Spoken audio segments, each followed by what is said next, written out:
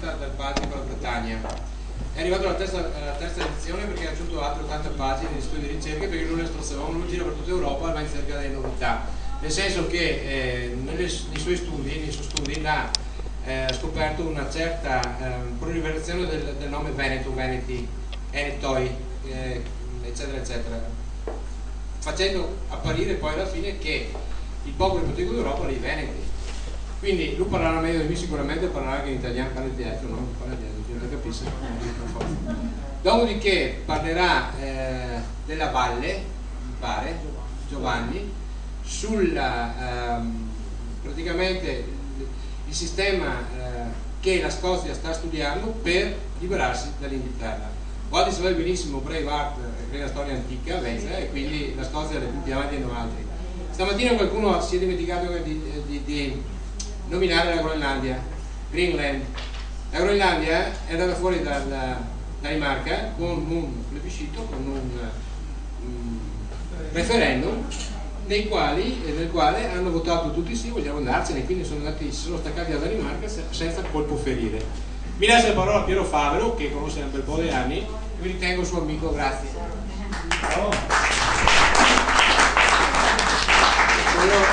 Ringrazio gli amici e gli organizzatori. Io vengo sempre volentierissimo in questa terra perché qui ci sono le mie radici. Mia madre era di Tarzo, in questo libro ci sono le foto di mia nonna, i miei nonni erano fornaciai e quindi il mio legame con questa terra è proprio fisico, nel senso di argilla, l'argilla, la terra da cui si fanno i mattoni. Però non parlerò di questo libro, Gente di Tarzo, che è fatto da mio cugino, parlerò invece appunto della Dea Veneta, l'antica dea dei Veneti. L'approccio ai popoli antichi e quindi anche ai Veneti può essere molteplice, scientifico, sappiamo benissimo, indagine archeologica, genetica, linguistica, storica, ma ci sono degli approcci anche interessanti, non scientifici, come possono essere gli apporti degli autori classici, l'arte, lo stile antico e perché no la mitologia. Rhetia, la dea dei Veneti antichi, era una dea della natura, la dea del parto, la dea degli animali selvaggi. Si accompagnava in particolare all'uccello acquatico, l'anatra, e qui la vediamo in un pendaglio, probabilmente la dea Rhetia, in un pendaglio che in realtà richiama un simbolo antichissimo che risale all'età del bronzo, ossia la barca solare. La barca solare era quella che trasportava il sole al tramonto, trainata da due anatre o da due cigni. A tutti voi sarà rimasta impressa l'emozione di un tramonto sul mare, che è uno degli spettacoli più belli offerti dalla natura. Si sente bene in fondo? Ci sono molte varianti a questo simbolo che stilizzato diventa la ben nota chiave di Rhetia che troviamo anche nelle epigrafi venetiche.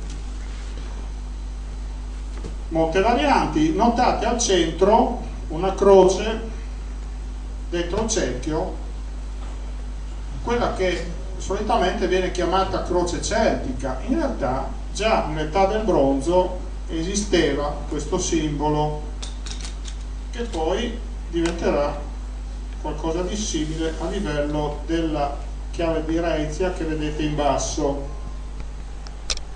Queste sono varie varianti della barca solare. Rhetia era anche una dea della scrittura. I Veneti antichi avevano le rune. La lingua è ancora argomento di dibattito perché non è stata completamente decifrata, anche per la scarsità dei reperti che sono spesso semplicemente le scritte sulle lapidi mortuarie. Quindi ci sono diverse teorie che riguardano propriamente la lingua. Alcune vedono una comunanza col latino, però il Devoto, pur essendo un autore datato, però autorevole, diceva che in realtà la comunanza che noi troviamo tra venetico e latino deriva dal fatto che nella genesi del latino entrano 3 componenti, e di queste componenti una arriva da nord e sarebbe appunto il venetico. Poi ci sono altre tesi originali, come quella dell'estone Babo, il quale addirittura dice che non è una lingua indoeuropea ma è molto simile all'estone, e con l'estone lui stranamente riesce a decifrare tutte le iscrizioni di Este. Poi c'è una teoria abbastanza nota che vede delle analogie con lo sloveno.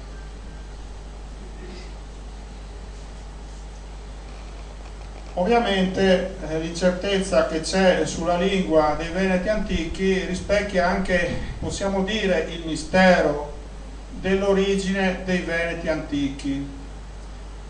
Mistero perché ci sono anche qui varie teorie, alcune vanno per la maggiore oggi, altre sono marginali, come la tesi di Luigi Weiss, che dice che i Veneti erano affini ai Fenici. Altre teorie ben note sono quella di Tito Livio, che dice che venivano dalla Paflagonia, cioè dalla Turchia settentrionale, dall'epoca di Troia, come è citato da Omero. Poi di nuovo la teoria degli sloveni, che parlano della Lusazia. La Lusazia era al confine tra Germania orientale e Polonia.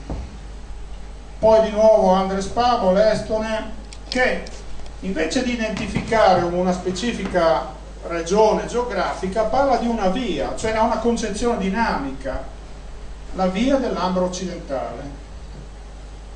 Poi questa è un po' bizzarra, però dice che in realtà i Veneti dell'Adriatico, e si rifà anche a Strabone, al francese Bizel di fine 800, questa teoria dice che i Veneti dell'Adriatico arrivarono dalla Bretagna.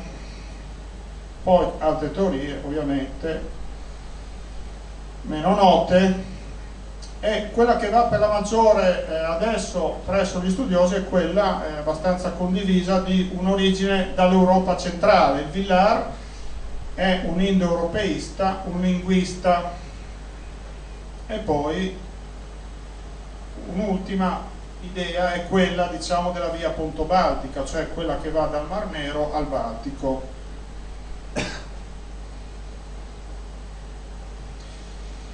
Abbiamo parlato prima di Troia, di Tito Livio. Antenore sarebbe colui che avrebbe guidato i Veneti fino al Veneto Adriatico e avrebbe portato alla fondazione di Padova. È una leggenda, però ammettiamo per un attimo l'ipotesi di questa leggenda. Ma Antenore, quando andò a recuperare le donne, i bambini, le famiglie della Paflagonia, cioè del nord della Turchia, quale strada poteva scegliere? Uno può pensare, la via più breve, lì c'era Troia, attraverso il Bosforo, i Dardanelli, poi il Mare Egeo, Adriatico, e invece no, quella via era impossibile. Era impossibile perché il Bosforo all'epoca di Troia e ancora molto oltre, fino al 700 a.C., non era praticabile, c'erano delle correnti che impedivano assolutamente la navigazione. Quindi le popolose città del nord della Turchia, quelle degli Eneti, citate ampiamente da Omero, situate nella costa, quindi possiamo immaginarci una popolazione numerosa e anche di navigatori. Quale sfogo poteva avere? Solamente i grandi fiumi dell'Ucraina, che erano navigabili o anche il Danubio, e portavano verso il centro dell'Europa e verso il Baltico, la via Ponto-Baltica.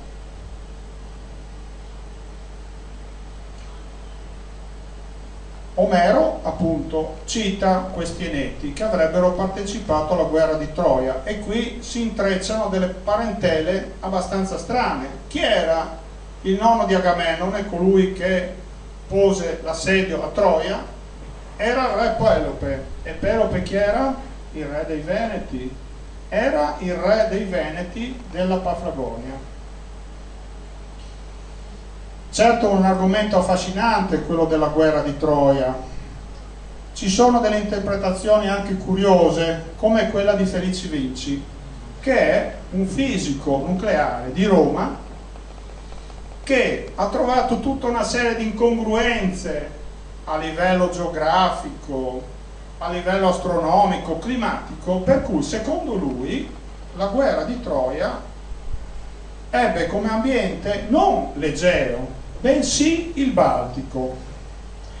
È un po' difficile condividere questa teoria un po' estrema, però qualche fondo di verità potrebbe esserci, se non altro delle leggende che dal Baltico sono arrivate attraverso questa via commerciale, attraverso la via Ponto-Baltica fino a sud, e si sono mescolate in quel poema estremamente eterogeneo qual è l'Iliade. Voi sapete che gli eroi omerici ricevevano delle esequie incentrate sulla cremazione dei morti. Sono ben descritte nell'Iliade. Il defunto veniva bruciato, e questo è un costume assolutamente tipico anche dei Veneti. Nasce da una cultura che era detta la cultura dei campi di urne. Siamo all'epoca di Troia, perché il 1300 a.C. più o meno corrisponde all'epoca della guerra di Troia, secondo gli archeologi. In questa cultura i morti venivano bruciati, la cenere veniva raccolta in urne e le urne venivano sotterrate in vasti cimiteri, e questi cimiteri li troviamo anche nel Veneto. Come vedete, questa cultura ebbe una diffusione esplosiva dal centro Europa verso la periferia, anche a sud. Essendo una cultura che abbracciava una regione molto grande, gli archeologi hanno ovviamente identificato delle varianti. Quella che vedete più scura, in arancione più scuro, è la cosiddetta appunto cultura di Lusazia, al confine tra l'attuale Germania Est e la Polonia. Vedete, è lontana dalle Alpi, è lontana da quella formidabile barriera che erano le Alpi, che separavano la penisola italiana dal resto dell'Europa. Però c'era qualcosa che univa proprio la zona della Lusazia, quella dell'arancione più scuro, con il Veneto, ed era una via commerciale. Pensiamo alle cose in modo dinamico. Gli spostamenti delle genti dell'epoca avvenivano attraverso le vie commerciali, e il commerciante è un soggetto che porta cultura, perché il commerciante rimane la sera a casa dal suo cliente, il cliente gli racconta le leggende, i miti del suo popolo. Quando il commerciante torna a casa racconterà le storie, le leggende che ha sentito.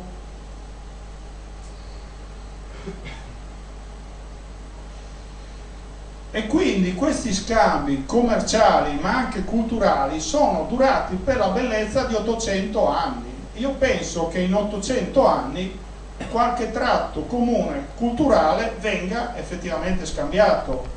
Dire se tanto o poco, questo è compito poi degli specialisti, degli archeologi. Col tempo, ovviamente, altri popoli ebbero il loro periodo di splendore. Ci fu un periodo di splendore del popolo alpino, che però non interruppe questa via commerciale. Poi arrivarono i Celti, intorno al 400 a.C. Anche qui ci furono degli ostacoli, però la via non venne proprio completamente chiusa al traffico commerciale. Vedete in Italia l'estensione dell'influenza celtica, che in realtà riguarda solo la pianura padana centrale e l'Emilia. A ovest c'erano i Liguri, che erano una popolazione non celtica, a est c'erano i Veneti, che erano una popolazione non celtica.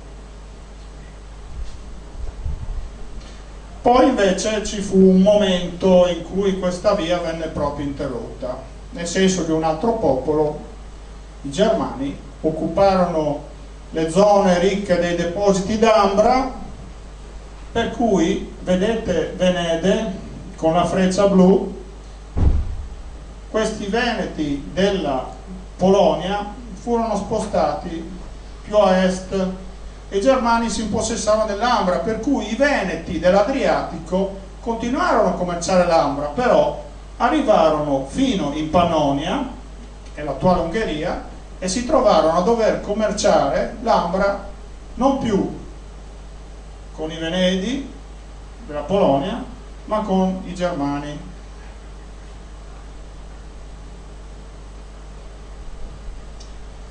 Ecco, questi sono i vari nomi, è una cosa anche curiosa. Qualcuno potrebbe dire è una questione venetica, ma perché ci sono tutti questi veneti sparsi dell'Europa, in Polonia, in Germania, in Bretagna, nel Galles, i venetulani del Lazio, la Paflagonia, in Tirolo c'è una città, Fries, che ha un insediamento venetico sulla via Claudia Augusta, in Lettonia, documentato anche questo, Macedonia, Rodoto, i sorbi della Germania, in Ucraina, sapevate? Ci sono dei veneti anche in Ucraina. Allora perché?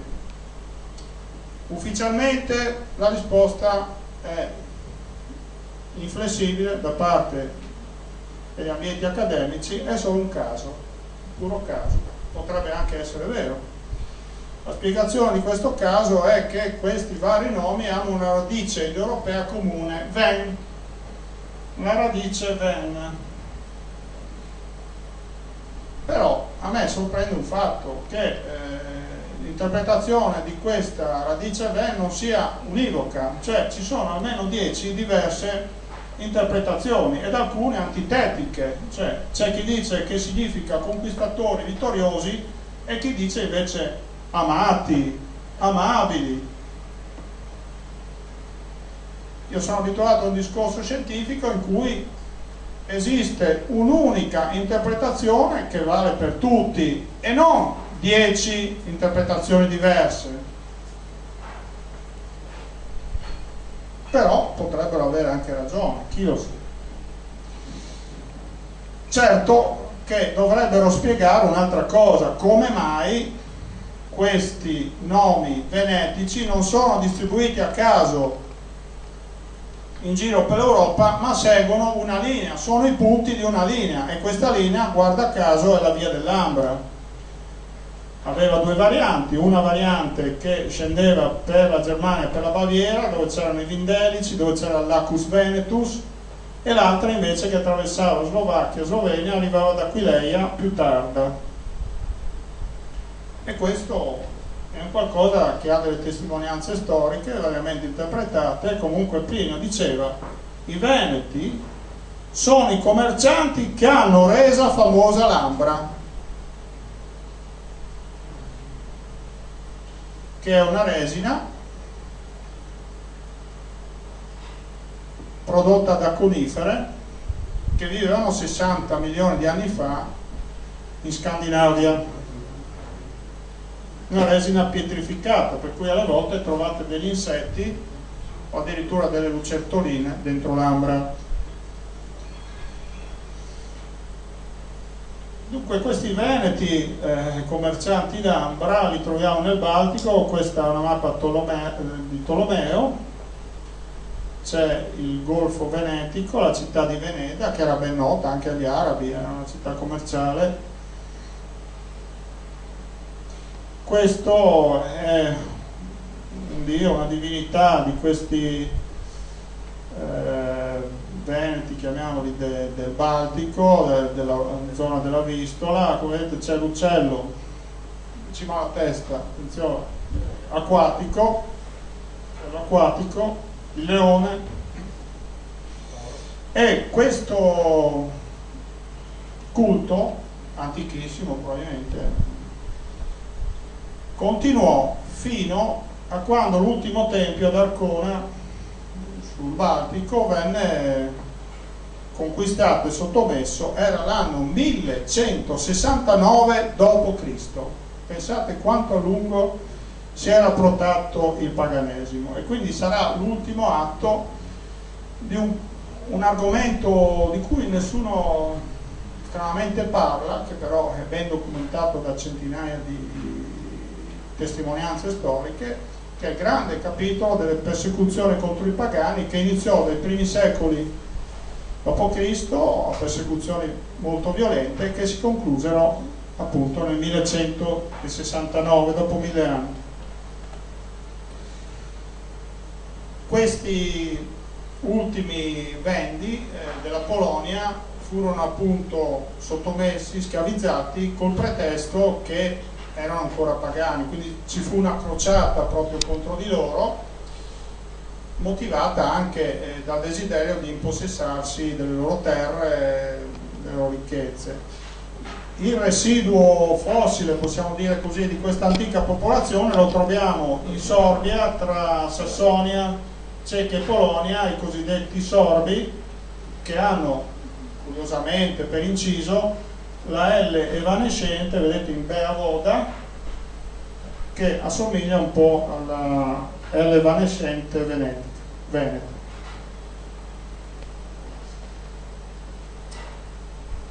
Ovviamente se uno vuole avvicinarsi a delle prove, che chiaramente nel libro non ci sono, e nel libro non troverete delle prove, troverete tanti spunti, tante perplessità, prove definitive non ce ne sono, però ci sono degli elementi così che pesano a favore del fatto che ci possa essere qualcosa in comune tra questi veneti della Polonia e quelli dell'Adriatico e quelli dell'Ucraina. Non ci sono problemi per unire quelli dell'Ucraina con quelli del Baltico, perché anche gli archeologi sono d'accordo. Tutti sanno a livello archeologico che le ceramiche sono la firma di una popolazione. Se ci sono ceramiche simili, vuol dire che si tratta della stessa popolazione, più o meno, della stessa cultura, diciamo, ecco. E quello che vedete segnato in giallino sono delle impronte di dito. Le trovate presso i veneti dell'Ucraina, le trovate in Polonia, questa è una foto che viene dal museo di Toruń, e le trovate a Este in diversi pezzi, quindi era una costante stilistica che si evolverà con l'arrivo dei manufatti in bronzo. Diventerà una borchia, perché chiaramente fare l'impronta nel bronzo fuso non è consigliabile, quindi stilisticamente possiamo dire che la continuità si manifestò con questa serie di borchie. A proposito di continuità, qui vedete un'altra situla secchia in bronzo, decorata molto artisticamente. Vedete il copricapo di questo suonatore del flauto di Pan, della siringa, magari può far venire in mente il copricapo del doge. Approfittiamo di questo aspetto curioso per domandarci: ma esiste o no una continuità, cioè dai veneti antichi a oggi? Ma l'abbiamo detto, i veneti antichi avevano una lingua completamente diversa, a noi oggi incomprensibile, avevano una religione che non ha nulla a che vedere con quella attuale, diciamo più diffusa, aveva una cultura di tipo magico naturalistico che non ha niente a che vedere con la nostra cultura scientifico-tecnologica. Quindi, conclusione, anche a livello genetico è difficile ritrovare una continuità, quindi, conclusione, non avevano nulla a che dividere con i veneti moderni. Però se noi vogliamo veramente partecipare dei veneti antichi ci rimane una chance, è quella dei loro miti. Nulla ci vieta di partecipare dei loro miti, delle loro leggende, per trovare un'unità, una comunione al di là del tempo e dello spazio. Come dicevo, in questo libro non ci sono delle prove, però c'è un'attesa verso il futuro, verso la scienza. Si sta sviluppando una branca della genetica che è lo studio degli haplogruppi. Sono dei geni che possiamo paragonare, per semplificare, ai collari che i biologi mettono al collo degli uccelli per seguire le loro migrazioni. E quindi il gene, l'haplogruppo, legato al cromosoma Y, segue la popolazione in tutti i suoi spostamenti, attraverso i millenni, attraverso i secoli. E quindi c'è una scienza che sta nascendo in modo esplosivo, ogni mese si scoprono nuovi haplogruppi, che viene applicata allo studio delle culture antiche, a cercare delle correlazioni. E quindi ecco che vengono fuori i primi abbozzi per cui certi haplogruppi sono più frequenti presso gli scozzesi, presso i balti o altre culture, presso i celti. Quindi, tornando al nostro problema, alla nostra questione venetica di tutti questi nomi sparsi per l'Europa, non bisogna fare altro che cercare un haplogruppo che sia comune sia ai veneti della Polonia che a quelli dell'Adriatico, e se presente in alta percentuale potrebbe far supporre una qualche relazione effettiva, reale. Noi vediamo che in Italia c'è un haplogruppo che ha una frequenza maggiore rispetto al resto d'Italia, raggiunge il 9%, a differenza di altre regioni dove si avvicina al 2 o al 0%. Questo haplogruppo comunque è ben diffuso in tutta l'Europa dell'Est, raggiunge il suo massimo in Polonia col 50%, e possiamo dire, beh, c'è un effetto di frontiera, perché vicino alla frontiera si sa che sanno tutti che i geni si mescolano, però l'effetto frontiera si può eliminare come? Cercando i sottotipi. Vedete che alcuni sottotipi arrivano fino al Veneto, altri ne sono completamente esclusi. Altri haplogruppi, vagamente perché sono dati preliminari, sembrano ricalcare un po' le vie dell'Ambra. Vedete la via appunto baltica, la via che arriva alle Alpi. Ecco, questa è la via appunto baltica, quella che andava appunto dal Mar Nero, arrivava al Baltico, e come vedete lì l'Ambra c'era proprio, non solo la commerciavano, ma se uno scavava o cercava nei fiumi, nelle rive dei fiumi trovava proprio l'Ambra, che arrivava, come abbiamo detto prima, da queste immense foreste della Scandinavia, dove era una resina poi fossilizzata. Adesso un capitolo curioso. Curioso perché? È il capitolo dei veneti della Bretagna. È molto difficile trovare delle connessioni con i veneti dell'Adriatico, è un mistero, forse c'entrano, forse no. Però la cosa curiosa sono poi le connessioni dei veneti della Bretagna con quelli della Gran Bretagna e della Scozia. E qui dobbiamo confrontarci con un personaggio che è Giulio Cesare, che ebbe uno strano interesse per il Veneto, perché fondò Oderzo e nella zona limitrofa che si incuneava nel territorio veneti fondò delle importanti roccaforti, e poi aveva l'abitudine di svernare con le sue legioni a Aquileia. Giulio Cesare è quello che, come ben sapete, dal debello gallico sconfisse i veneti della Bretagna Questi veneti furono sottomessi in modo abbastanza cruento per l'epoca, nel senso che il Senato venne ucciso e tutta la popolazione venne resa in schiavitù. Io vi dico questo solo perché puntualizza la possibilità di una fuga. Chiaramente chi era ancora vivo non aveva nessun interesse a convivere con i romani, doveva per forza fuggire per evitare o la morte se era un senatore o la schiavitù a vita. Ecco che chi poteva salvarsi probabilmente è andato nelle foreste immense che c'erano all'interno della Bretagna, magari facendo delle navi avrebbe potuto, per rotte ben note perché avevano il monopolio della Manica, attraversare la Manica e raggiungere dall'altra parte la colonia dei Veneti che già erano presenti dall'altra parte della Manica. Si dice che vicino a Londra i Veneti sterminarono una legione romana, quindi erano ancora ben presenti. Poi pare che con l'arrivo in massa del controllo romano questi Veneti sarebbero risaliti fino oltre il Vallo di Antonino e fino alla Scozia e avrebbero avuto il nome di Venicones. In Venicones manca la T o la D venetica, è un po' dubbio, però la regione in alcune carte geografiche viene chiamata Ventia.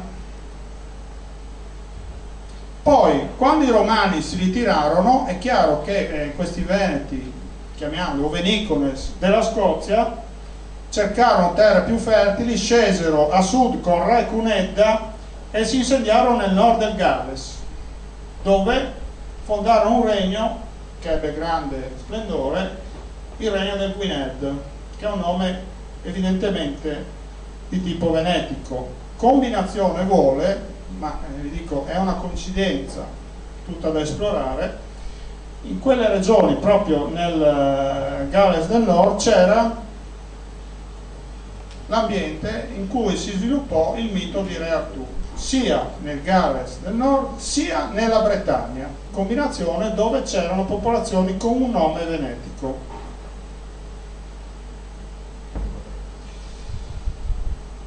Come dicevo, è ben difficile trovare delle corrispondenze tra questi veneti così lontani, quelli della Bretagna, quelli del Veneto.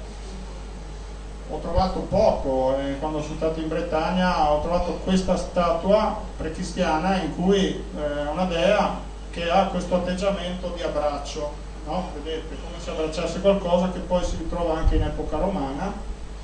Combinazione, l'abbraccio è anche tipico della dea Rhetia, un abbraccio cosmico per tutti, un abbraccio rivolto a qualsiasi essere, che poi ritroviamo nelle Madonne antiche.